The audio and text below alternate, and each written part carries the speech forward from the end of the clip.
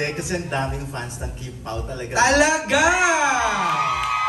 Yeah, mga 38 So, dito. sa support talaga sila sa akin. But anyway, since kilig ang pinag-uusapan for Paolo and Kim, kailan kayo, lagi ko na ito tinatanong, pero kailan kayo huling kinilig sa isa't isa and bakit? Anong senaryo? Totoo ha. Yung totoo, hindi sa eksena sa pelikula. Kinilig. Yes, kinilig. Binigyan niya akong tinapay kanina. Yes, tinapay lang pala. Mahina si ate ko. Mahinang nila lang siya. Pero dinala niya akong pasalubong kanina. After showtime. From? From, wag na. Julie's Bake Shop kasi ako. yung nasa Office Star, binigyan ko rin kasi. Oo, lahat kami binigyan. Yun lang. Ayun, at least Hindi sa ihi kinilig. So, hindi, I mean, si Kim yung personality niya, imagine, pasalubong lang talagang kinikilig na. Ikaw naman, Paolo, sa nonchalant Kim. Di naman ba, Sir Dandan. Sa amin kasi mga lalaki, parang di ko alam kung paano i-explain yung kilig sa amin. Dahil parang, ewan ko kung siguro, Ayan. ngayon. May background music ko.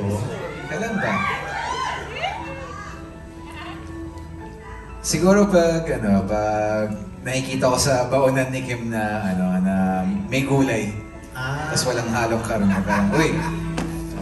Medyo kinikilig. Hilig siya dun sa cook namin. Yes, Hindi, malaking bagay because di ba parang maisip lagi ni Kim si Pao na kasi nga, nag-a-adjust ng baon. Nag-a-adjust. Adjust baon. Talagang part na ng buhay nila ang isa't isa.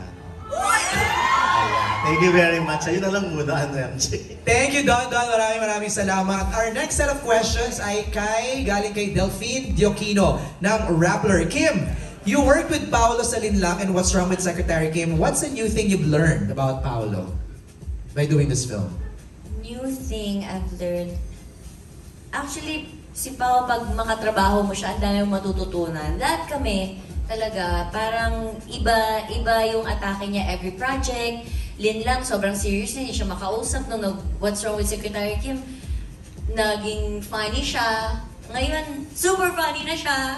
Yung ang dami niya ng comedic timing, yung iba, parang syempre nakakakaba din pag nakakatrabaho mo lagi yung tao. And hindi mo alam kung ano yung susunod mong may offer as screen partner, di ba? Parang there's always something new pag nakakatrabaho mo yung isang Paolo Abilino. Yeah! Kasi very dedicated siya, so may hiya ka kung hindi mo iibahin. Kasi nag-iba siya eh. Yung iba yung atake niya, iba yung, wala, paano ito isa ng atake ko? So, iniba ko na lang din. Serious tayo ng konti. Kasi parang mas napupush ka to be a better actor kapag katrabaho mo siya. Hindi ka lang adjust baon, adjust acting ka rin, ha? Yes, adjust acting tayo. Level tayo sa isang Paolo Abilino. Adjust lahat, no? Grabe. Adjust na ka! Parang any moment sasabog na si Kim.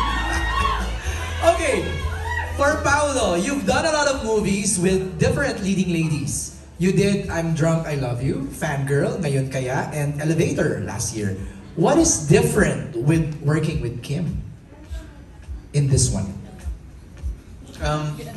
Actually, now that I think about it, parang never lumampas ng 2 beses kong katrabaho lagi yung mga leading ladies natin. Either if it's in the sa series or sa movie.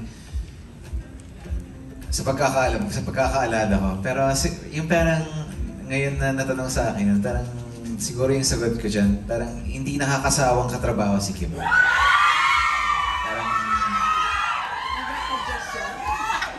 Nag-a-adjust kasi ako eh. nag-adjust yung acting niya. Ibang flavor. Yung ulam niya, may gulay na. So, yun. Parang hindi siya nakakasawang katrabaho. Pero Pao, I know sometimes it's like management's decision when they offer you projects, let's say, to work with Kim. This is the 3rd time. Meron pa rin yung element ng personal decision. So somehow, you decided to work with Kim 3 times. Tama naman. Di ba? Dahil Is there something special why it's always Kim? Maraming rason eh. Well, hindi pa kami nakakapag-pelikula together. Tapos, rom-com rin. Parang hindi pa talaga ako nakagawa ng rom-com na pelikula na with me starring in it. Tapos, yun. Yun siguro. Tsaka si Kim. Si Kim naman yan eh. Madali siyang katrabaho. Parang exciting rin naman yung concept. Tapos, nalaman ko si Direk Chad ulit. Tapos, storya ni Prime. Ayan. So, medyo exciting siyang... Na-excite rin akong gawin. Thank you, Pao. Okay, next from What's Up PH for Kim Chu. Recently, may nag-trending na article about Miss Wilma giving a hint na you're in a relationship. Parang report ko to sa TV pa to. With Paolo. Nakita ko to. Headline bukas, ngayon ang broadcast. Ito si Miss Wilma. Be, maling show yun. Yung sinabi mong yun. Mali ba yun? Ano ba Oo, yun? maling show yun, Be. Pero okay lang. Anong masasabi mo rito? Maling show ba yun? Yes, Saan ba Be. yun? Pero love Kulang kita. na kasi ngayon ni Kulang. Oo, yeah. Mali. Siyempre kay MJ tayo. Ayan! MJ for life. O ano mo na masasabi mo doon na binuking ni Wilma nag-hint? Buti pa siya alam niya. Ay, hindi na. Wilma doesn't give hints. Oh, ano kayo? Kayo ang gulo-gulo nyo. Tapos, Explain mo, explain. Diba? Okay, anong headline? Wilma doesn't give hints. Oh, bakit nyo kino-question na yun? Wala akong hints. Sabi nga sa'yo, ito naman madamot, ayaw magbigay ng hint. Okay. Nung tinanong ako kung sila ba, sabi ko, kasi lagi sila sa tent eh. Oh, masama ba yun? Tapos, sila ba? Parang. Tapos, yun yun. Tapos yung nag-headline, Wilma doesn't give hint. So, hindi yun totoo. Wilma doesn't send. Doesn't nga, di ba? Actually, si Miss Wilma, ano talaga siya? Push na push. Gusto niya nga gumawa ng GC, di ba? Hindi ako si Lovely yung Si gusto Lovely gumawa ng pala. GC. Ikwento mo yung GC mo. Kasi sabi po namin dun sa GC, gagawa sila ng GC, update kami ni Kim. So, pag nabuo na yung GC na yon, meron ng update si Kim sa amin. Ano sasabihin mo? Kami na! Ganon!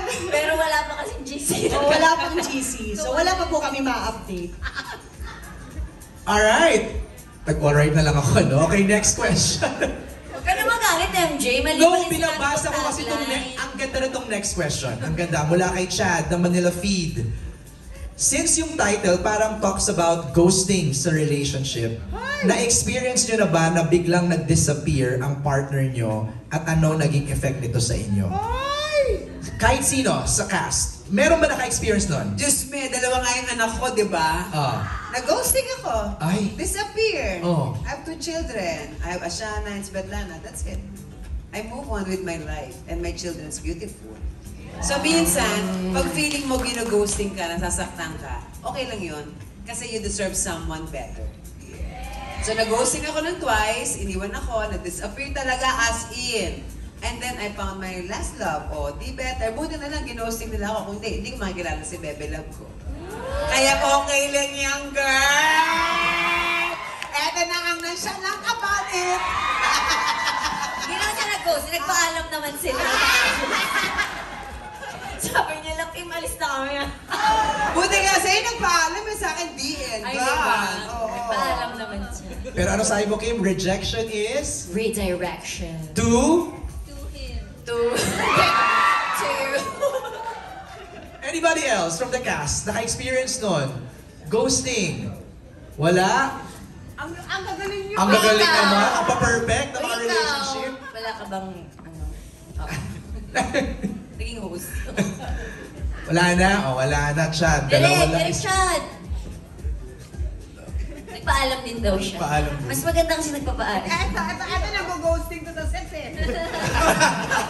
Ghost. Nawawala na lang bigla si Karina sa sa set. Bumabalik naman. Bumabalik naman, Siya bumabalik naman. nagpapaalam. Okay, next set of questions from Goldwyn Reviews for Kim and Pao. If there's something na kaya nyong mag-disappear ngayon or bukas, ano yung something na yon at bakit? So it's something that you want to disappear, like tomorrow. Ano yung, is it a material thing? Or anything, no? Anything. Something na gusto ko mag-disappear.